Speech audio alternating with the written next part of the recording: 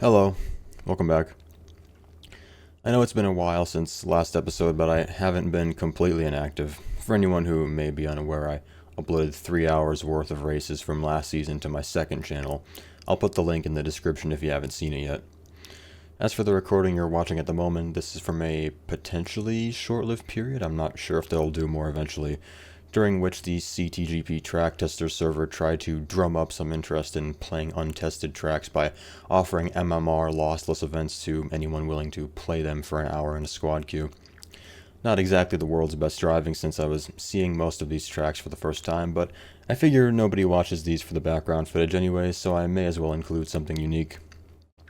For every track that isn't in the pack right now, since, it's been a few months and a few of these have already been added, I included the track name on the race intro screen. On to the topic now. I can now safely say I've said my piece about Season 12 since the previous episode, because today I'll be talking about a unique aspect inherent to Season 13 that has already sufficiently distinguished it from the 3 seasons we played over the course of last year. I've already made reference to this development multiple times in multiple videos, but regardless, I'll reiterate it here with more context for the sake of greater elucidation. Prior to Season 12, as has become tradition, a public poll was held to determine what the format for the following CTL season would be. However, unlike in many previous eras, the community was not operating within the influence of any such pro-tracklist climate that swayed it toward tracklist-adjacent formats as had been the case at times in the past, such as in the early CTL era. Times in the past when track format votes weren't in the community's hands, but the point still stands. Which thereby engendered something that greatly scared the minority of tracklist voters on the poll, keyword minority, that being the victory of the all tracks option by a safe margin. I want to be clear, first of all, that I do sympathize with the tracklist acolytes' grievances and consider their concerns legitimate and based in the history of the league, despite the extant potential to write them off as the kind of Dermo-esque bitching that I'm sure we're all aware of. Something to understand about the CTL era is that while the CTL staff do place an emphasis on comparative traditionalism, at least compared to the ceaseless boundary pushing of the GSC team that I talked about last video, if there does exist a conceptual current that underpins the CTL staff's approach to formats, it is that the concept of non-all-tracks formats, regardless of their original proposition as a half-baked method of countering the nascent gimmick clans of the late 2010s like Daisy Squad, should still be a fundamental part of the league going forwards, which is the staff's solution to the challenge of both continuing in the legacy of CTWL while simultaneously expanding upon it. Ever since the development of alternative track formats, no more than 3 seasons in a row have ever maintained the same one.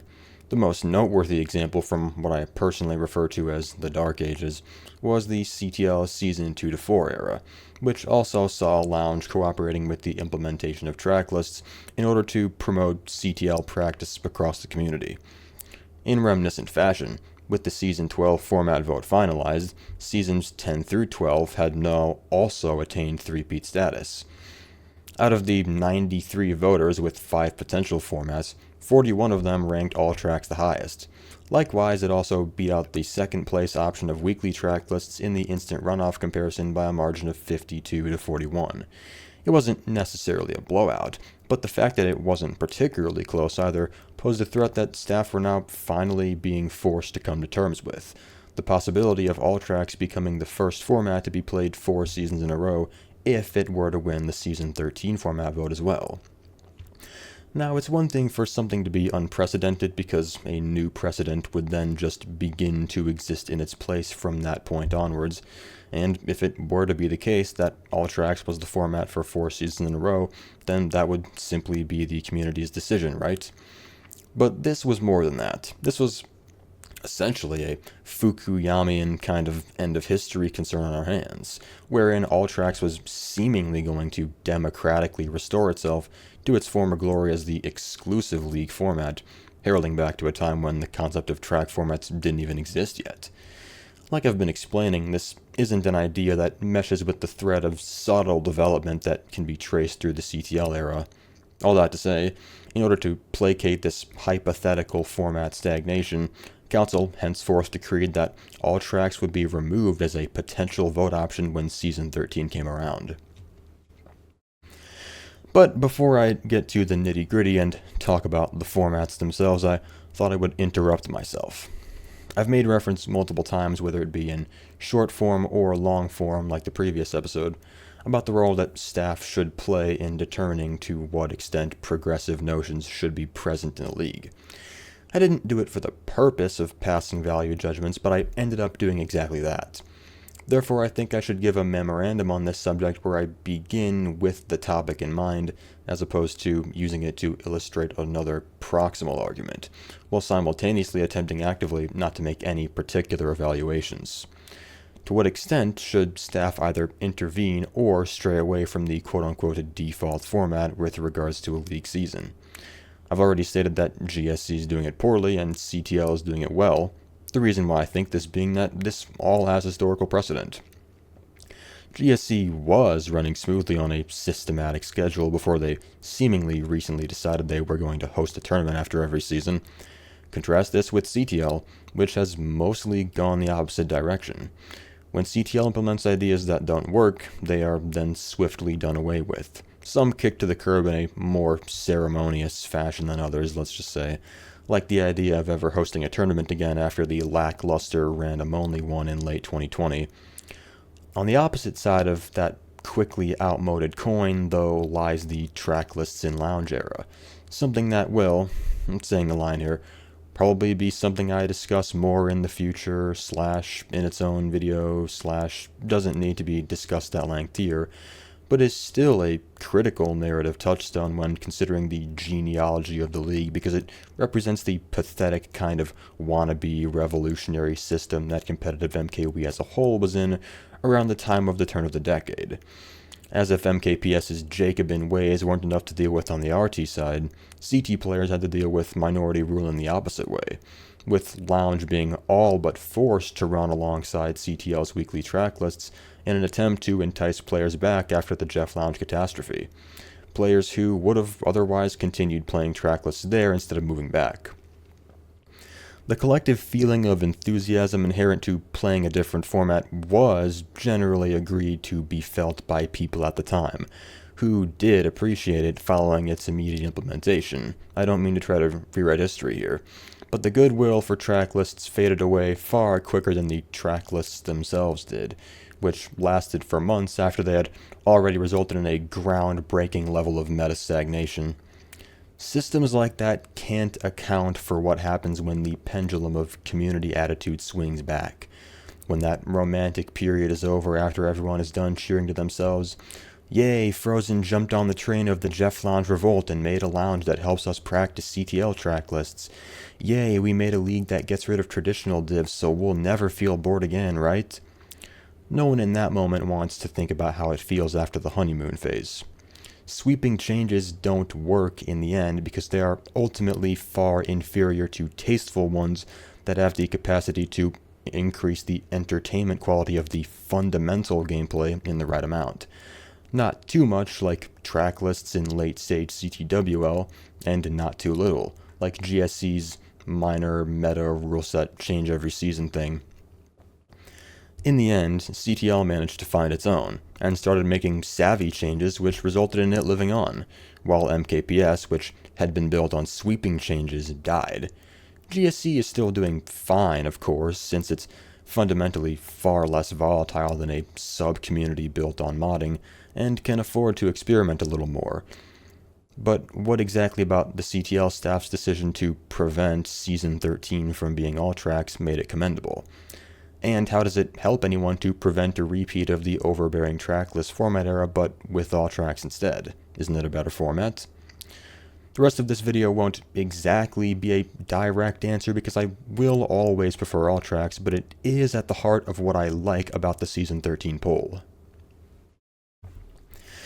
Near the end of last episode, I think I predicted that something like what has occurred thus far this season would happen. That is to say, about halfway through the main season, I think it's safe to say that the format that won the Season 13 vote, draft format, has already sufficiently distinguished itself from all tracks, at least in my mind, especially seeing as I was half responsible for the array of tracks we did end up drafting since most of us weren't available on the day of. Suffice it to say, I've surprisingly really enjoyed the concept of the draft, despite being one of the people who still purportedly subscribes to the idea that it is an inferior derivation of all tracks. I've been very pleasantly proven wrong as to my initial assumptions regarding how this season would go in terms of how the format feels to play. I recall deriving absolutely no enjoyment from the last time draft was played in Season 8. I think the fact that the formats we've played over the course of the past 4 seasons, those being True All Tracks, NRR, and now Draft, have actually felt as if they've developed over time, and can be claimed to have traced a linear ideological thread. Contrast that with the haphazard, alternating pattern of weekly track list and draft that happened to arise in Seasons 6 through 9, which wasn't contributive to any such notion. But really, I don't feel as if discussing my own personal opinions on each format is of too much importance because it would be a mere opinion piece, so I wanted to instead focus more so on to what extent each format on the Season 13 poll had or has the capacity to appeal to the CT playing community at large. I already made mention of how All Tracks was threatening to dwarf the sum total of the other formats entirely, but what is it about Draft that allowed it to take that place this season? Removing All Tracks was meant to quell the phenomenon wherein populist sentiment compounds upon itself too far and prevents actual development. But, once again, what prevents Draft from merely existing with the same kind of safest bet to win the vote relation to the rest of the formats that All Tracks did? On its face, it's not exactly a $500 question, seeing as everyone can immediately tell what purpose Draft serves from both a poll perspective as well as in-game, that being the oh-so-commonly heard all tracks but worse interpretation. The explanation as to why Draft won the poll is as simple as people desiring to vote all tracks but having to settle for something that merely emulates the same general methodology with regards to the kinds of tracks that actually end up being voted in matches. But still, I think trying to understand the, admittedly, pretty basic psychology behind why can help to illustrate more about the wider subject of how format voting is going to tend to generally occur. I think the rationale as to what made the community gravitate towards Draft in the poll was really because of that same linear ideological thread I just mentioned.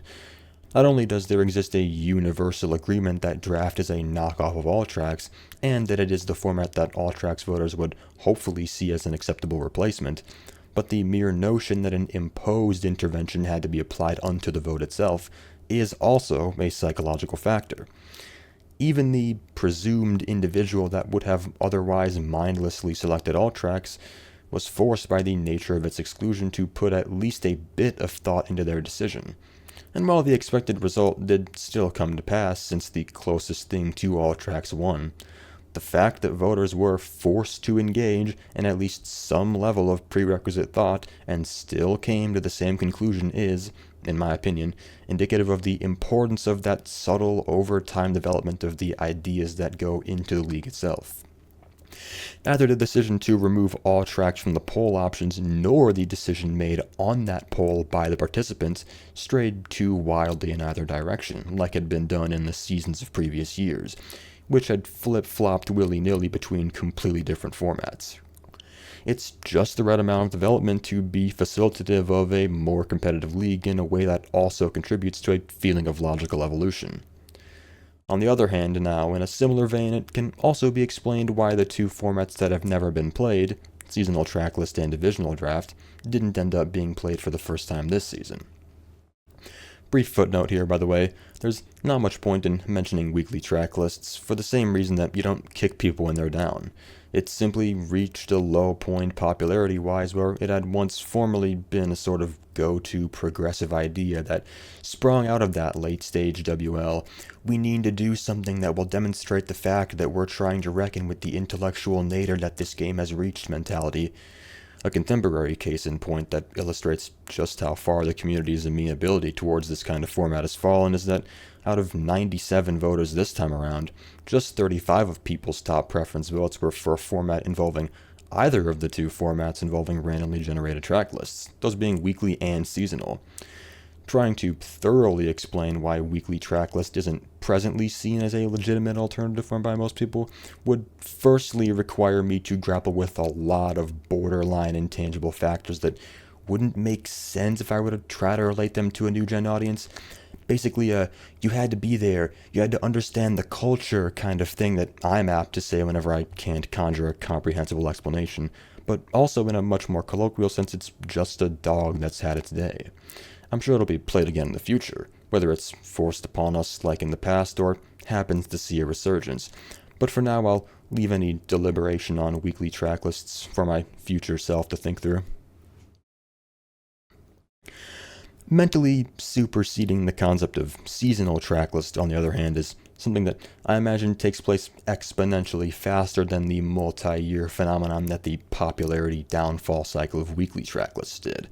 And I certainly can't disagree with anyone who claims it's completely unappealing. The universal train of thought probably goes something like this.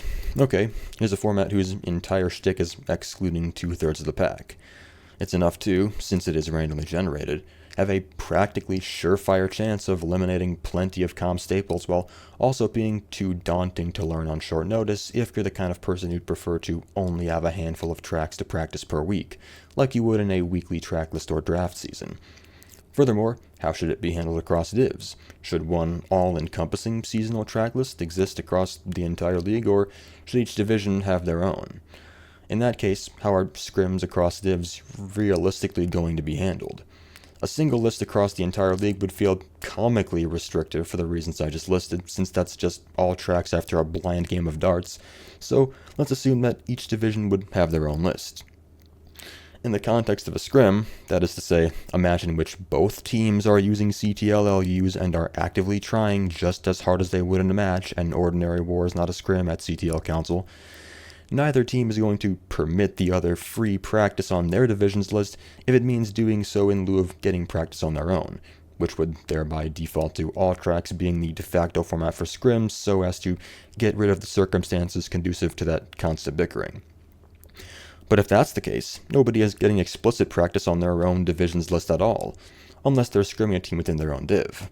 And thus, we can claim that the idea that seasonal track list is worth voting for has been effectively disproven. 33% of all tracks with an actively anti-scrim footnote, I can't exactly see that breaking the ballot box. So if any formats involving randomly generated track lists have run their course, and if all tracks is ever set aside in a future poll, then what will compete with draft? Let's talk about the other format that I have not mentioned in detail until now, because I want to dedicate a lengthy section to just it alone. While the issue of cross-div scrims is a problem that will exist with any format involving division-exclusive sets of tracks, the only format with division-exclusive track sets that attempts to rectify this is the one I'd like to drill down into. Divisional Draft was the brand new format option introduced on the poll for Season 13. The way it works is functionally similar to draft in the sense that each team picks a set number of tracks, but the catch is that each track picked by a team contributes to an overarching track list for the entire division, as opposed to the conventional draft format's rule wherein tracks are exclusive and can only be voted in matches involving the team that has that respective track to its name. It didn't seem like a worthwhile consideration at the time, seeing as I simply wanted to vote for the format that had the greatest resemblance to all tracks. Under the presently being played traditional draft format, we had to choose 18 tracks, whereas we'd only get 12 picks in divisional draft. But only after the vote had concluded did I begin to come to the realization as to the incredible amount of potential that there is inherent to divisional draft that doesn't exist in other formats or even in traditional draft. I wanted to take a while to essentially deliver my divisional draft apologetic, because I think there's much more to this idea than even I realized during the pre-season 13 period. I mentioned earlier about how I was half responsible for conducting the draft on behalf of Triton this season, so as a way of easing into the topic of the interesting psychology behind how divisional draft would work, I'll first delve into how traditional draft works and give some insight into how I perceive it. In a 6-team div, the div in this question this season being D1. Oh hey, what do you know, my concerns that I mentioned last video about D1 becoming too small and insignificant were addressed. Too bad it happened to be a terrible decision this time around, but that's a story for another day. Each team gets randomly assigned a number 1 through 6, which determines when they get their first pick in the draft, which one going first. Then the picks go in a snake format, with the team that got assigned 6 getting 2 votes, then the team that got assigned 1 also getting 2 votes once it wraps back around, yada yada. You're surely familiar with this already. The interesting part of the very early stage of the draft that takes place in just the first few picks is the strategy with regards to how the number that you're assigned determines your best initial choices of action. If you're the very first pick, you can get anything in the whole wide world at the very start, but you have to wait until every other team has taken their share to go again.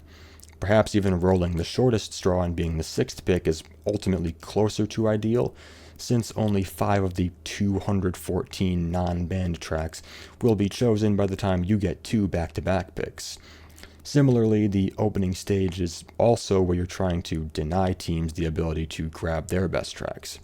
It quickly becomes a game of prediction, counter-prediction, and attempting to deny your closest competitors the chance to take their desired tracks. But only if you want to view it like that, of course. If you operate primarily within the off-meta, you only really need to play the counter-intelligence game right at the very beginning, like I've been exploring so far. Alternatively, if you're satisfied with your early picks, you could reserve your griefing efforts for around midway through like Low Tape did.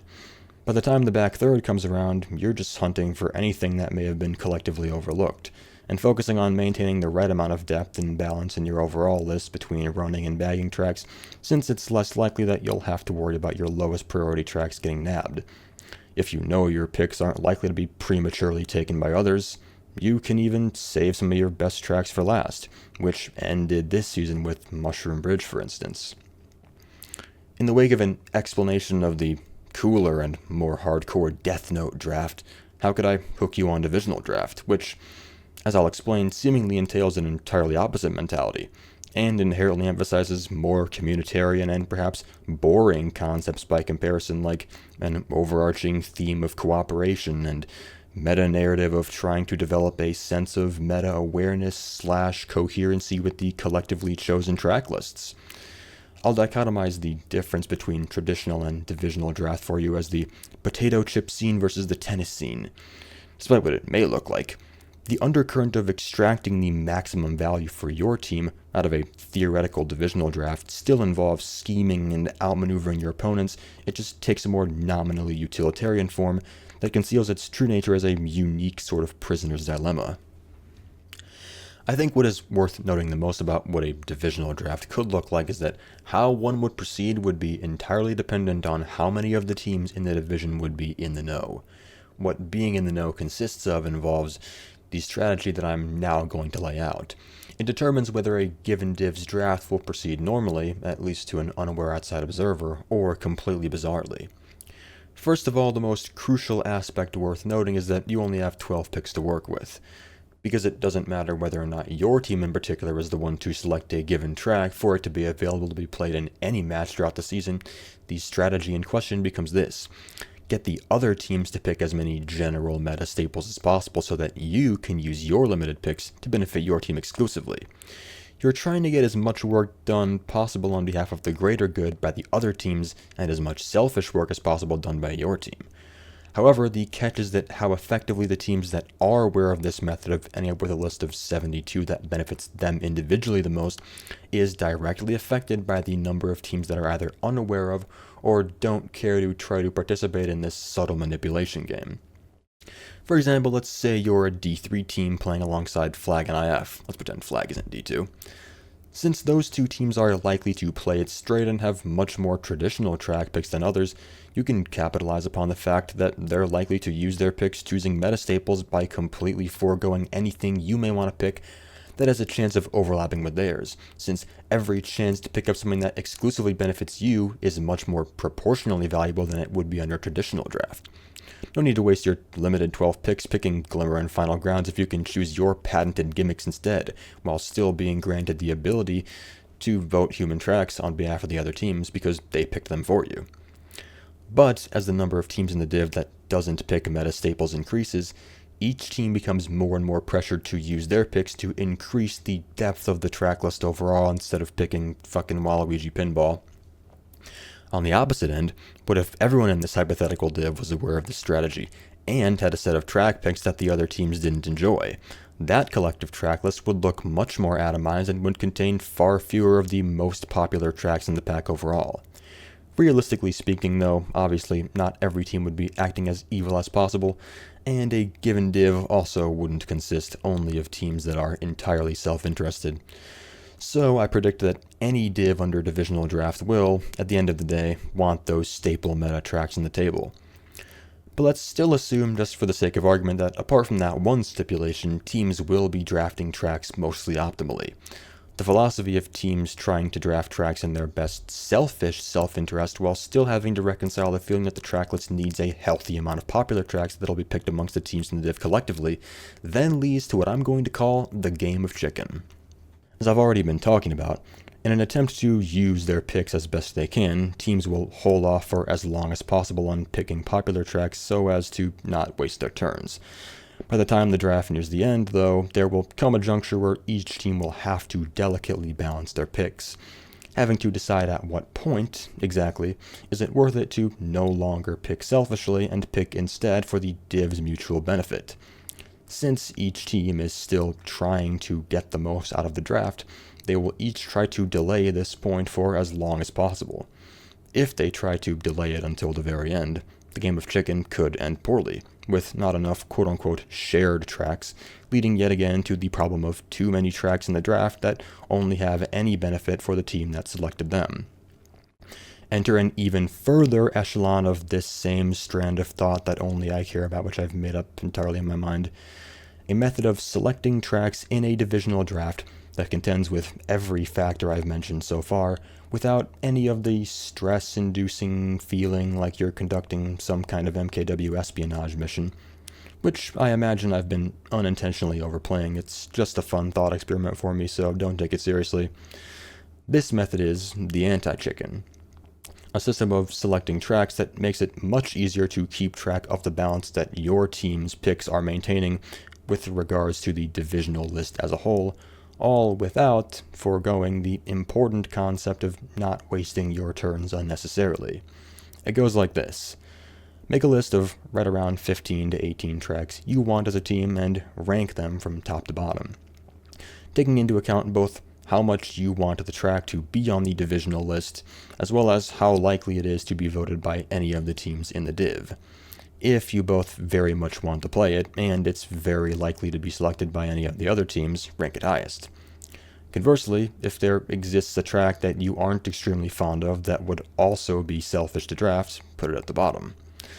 Then, at the beginning of the draft, start picking from the middle of that list you made and alternate your picks gradually ascending or descending to the top and bottom over time on your respective turns.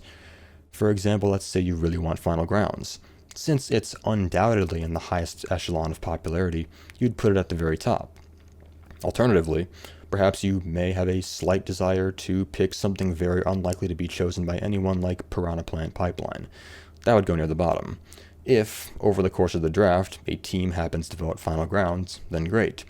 You can choose something else near the end instead of using your turn on it near the end as the strategy would suggest. But if nobody does end up drafting it because they're all trying to be clever and let someone else do it, you have a contingency plan built in to make sure it gets on the list and don't have to unexpectedly change your plans by sacrificing your late stage turns, since you'd have already factored that possibility in beforehand. If another team picks Pipeline, then even better. You can use that quote-unquote selfish turn as you descend, once again alternating descending to ascending on your turns, to the bottom of the list on something even more exclusively beneficial, but otherwise you'll just draft it as expected. It's also sort of a counter to an initial idea I had, which was to simply pick backwards on your list. But if other teams are doing the same thing, thereby playing chicken and praying someone will pick for them, you could find yourself being the victim because you didn't plan ahead. Whereas the anti-chicken method is much safer because it accounts for those kind of scenarios. The method isn't perfectly optimal because it's not intended to be. You may very well end up being the team that has to waste their final turns. But like I said, it's about ensuring you get both kinds of tracks on the board without having to stress. A truly optimal strategy would likely involve taking everything I've just gone through and synthesizing something similar but still discernibly new. This is just meant to be a starting point. So that is my dissertation on divisional draft. I essentially consider it the final frontier of formats that I'd like to play, of the two that haven't been played already, and I'd certainly consider it the logical endpoint of the Season 13 poll. We're very evidently being pushed to try something new, and with tracklist formats at such a low point, I think it certainly has a chance to win in future seasons, but we'll just have to see. Whether or not it's your favorite format of the ones on the Season 13 poll, I hope you've at least gotten a greater appreciation for it now, despite all the rambling.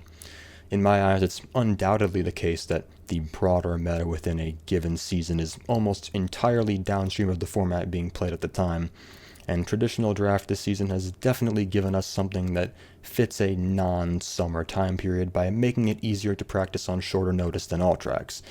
So perhaps that concept would also be evident in a theoretical future season with divisional draft. I also think that draft format this season is a great response to the current state of the pack.